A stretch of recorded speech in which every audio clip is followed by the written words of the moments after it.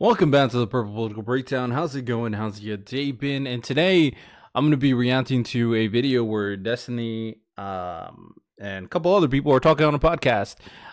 There was a very interesting point that was being made. I'm not going to react to the full thing, but I'm reacting to a conversation, a specific conversation they were having. So that is what I want to bring to the table because I felt like it was an interesting point that was being brought up. So this is why we're making the video. Like and subscribe, almost to 500 subscribers. Let's dive right into it. Think about like geopolitics, for example. There's so many like warring, like we've talked to a bunch of like military guys recently, and soft power is obviously a super important conversation for managing geopolitics, which tariffs is obviously one of the immediate things that comes up. So how, when you think about like geopolitics, how do you balance things like economic free trade and the value of that versus things like using soft power rather than hard power to like manage geopolitics? Because I feel like I always get stuck on these two things, like the trade-off between the two and other factors. It's the same way you handle any relationship. Positive reinforcement is way more effective than negative reinforcement, and I learned this in the classroom as well.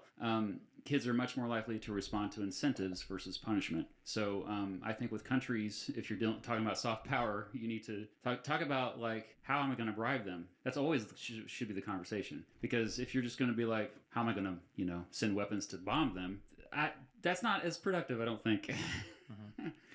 When you're bringing in new kids to the classroom, they'll ask, I'm sure, or you have to address this question, and it comes up in real life too. What is the value of learning history? How do you sell it to them? Or how would you sell it to somebody on YouTube that goes to your channel? Why should I care about anything that's happened, 50 years ago, 20 years ago, 100 years ago, when nobody else seems to?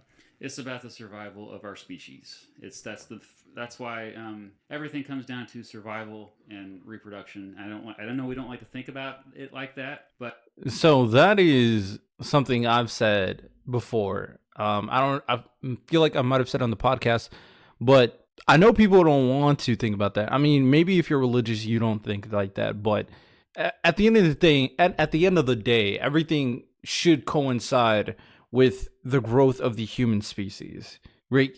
At its core, it should coincide with the growth of the human species. And I could break down so many things on how that would work, but that is the most important aspect. And it's the boring answer, but it's the truthful one. And also, like I say, hey, I love dogs a lot. I love cats a lot. But when it came down to it, I'm going to do whatever I can for my fellow humans. And I know this sounds weird, but I think one of the problems with humans, what a great setup that was. One of the problems with humans is that we're the tribalism aspect of it.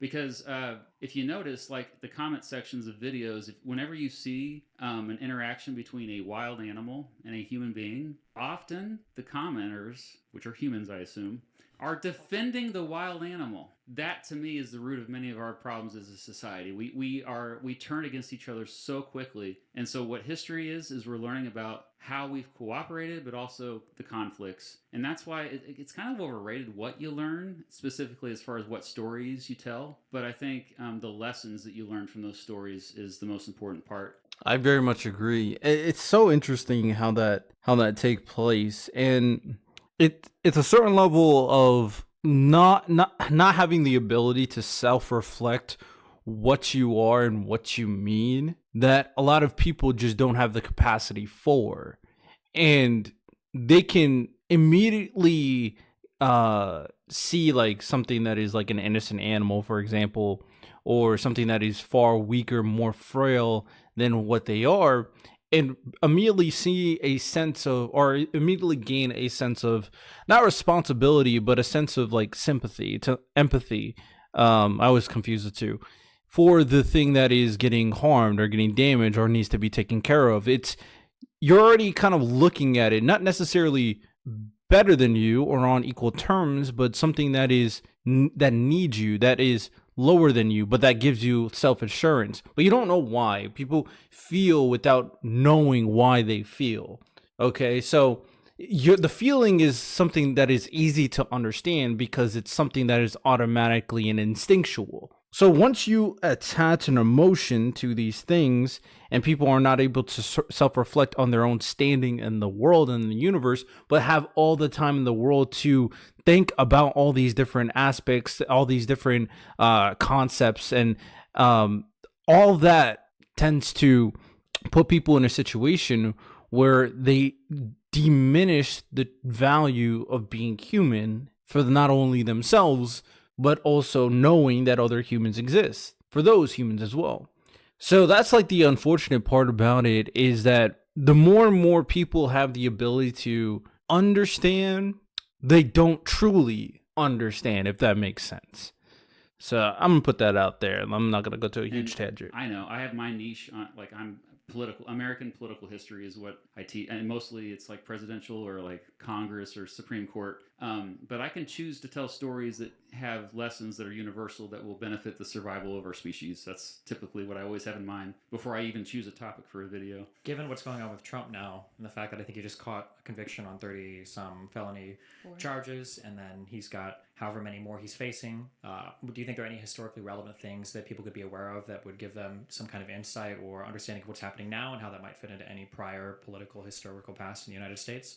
Yeah, I mean, it's unprecedented that somebody with so much power has been found guilty. Like, usually people that have a lot of power just get away with it. So I think it's kind of jarring for a lot of people. Like, whoa, wait, this is weird. So this is nothing new in terms of like people with power abusing it.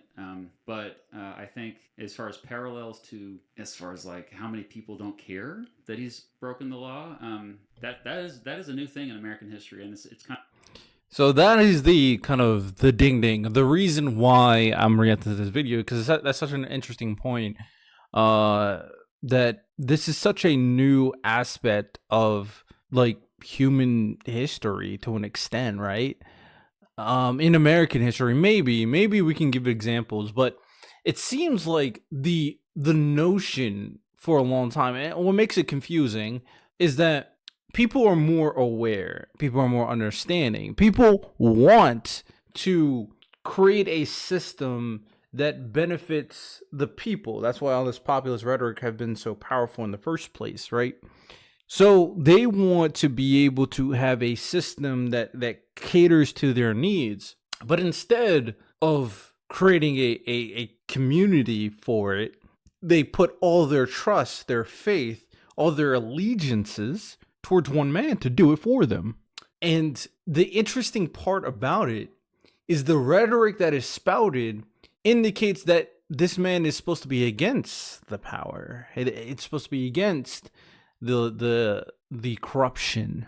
But from my point of view, it seems to be he is creating more power, giving him more capacity to be corrupt.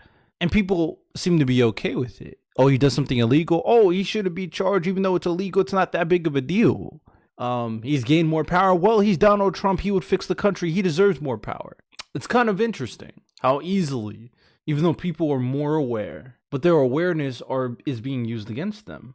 It makes me question, like, how politics should be. And I probably will make another video later on about this particular conversation in regards to politics and people and what is the best path forward in terms of really trying to bridge the gap.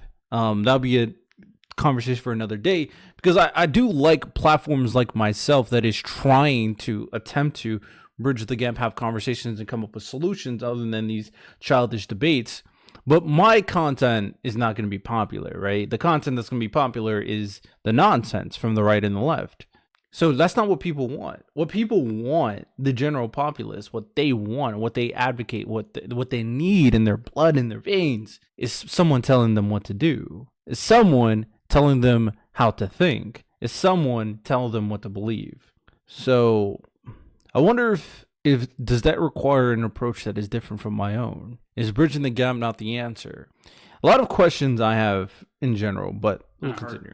Historians are having a hard time like analyzing it so far, I've noticed. What do you think has caused like such a major paradigm shift in like the American psyche that suddenly Republicans are okay with essentially somebody who's done crimes being a president? Well, I think the root of it all, taking it back to economics, is scarcity. I think there's a problem now with I think the haves and the have-nots.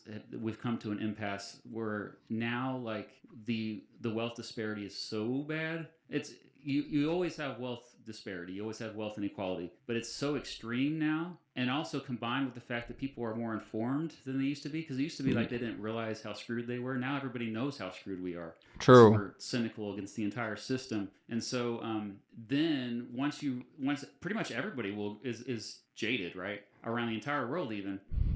So once you figure that out, then like, okay, who do I trust to solve the problems? Well, shoot, you can fall for any con artist. You know, like it doesn't matter. Like I fall for con artists all the time still. And so then it just comes down to who's the most effective at messaging. And so a lot of people believe everything that Trump says, and until you solve that part of it, where people critically think about what he's saying, then it doesn't matter, because you know the talkers are. Freaking fruit flies. Sorry about that. Fruit flies are still like one of the most annoying bugs that exists. But that's such a good point in regards to wanting to find answers, but wanting to find answers